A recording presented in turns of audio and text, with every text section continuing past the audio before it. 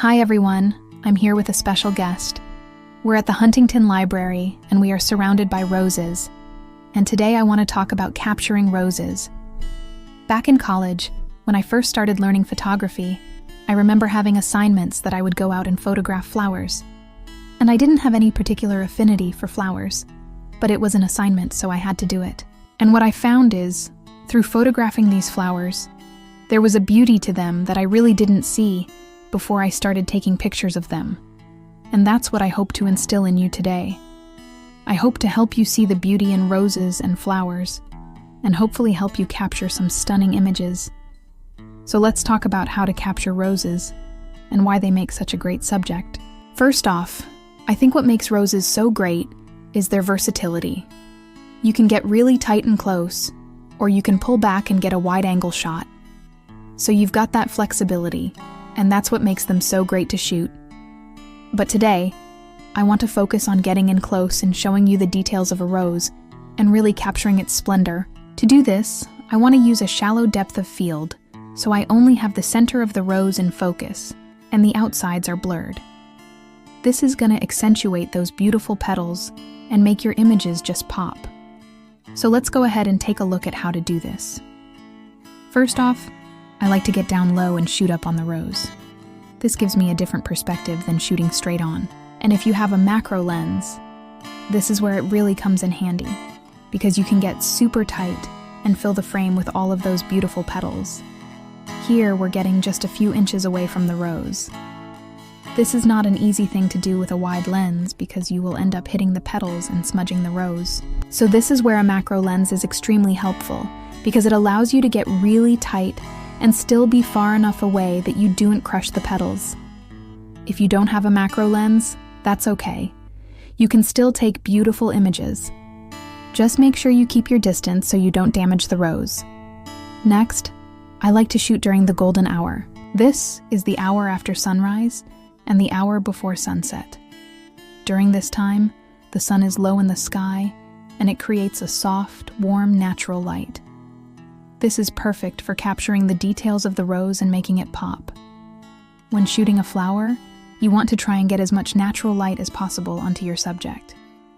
That's because a lot of times flowers don't have a lot of contrast, so you want to bring out the shadows in the petals to show the true color of the rose. I also recommend shooting in manual mode and using a lower ISO. This will give you the best image quality and allow you to capture all of those beautiful details. Be sure to shoot in RAW. This will give you the most flexibility when it comes to editing your photos later on. As I mentioned earlier, the golden hour is perfect for capturing the warmth and vibrancy of a rose. Take a look at this image. The light is soft and warm, and it's creating a beautiful glow around the edges of the petals.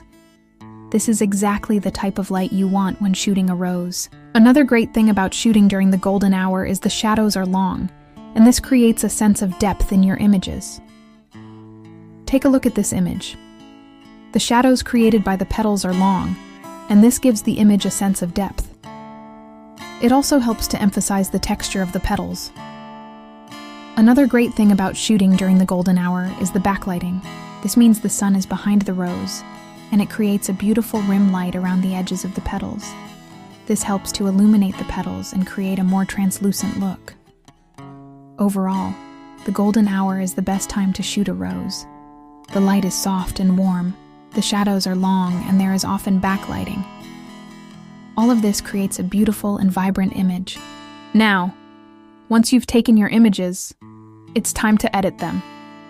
And the first thing I like to do is bring out the shadows. As I mentioned earlier, roses don't have a lot of contrast, so you need to bring out the shadows in order to bring out the true color of the rose. To do this, I like to use Lightroom. In Lightroom, I use the temperature slider to fine-tune the color of the rose. I want the rose to be as pink as possible, so I slide the temperature slider towards the warmer end. I also use the exposure slider to brighten the overall image.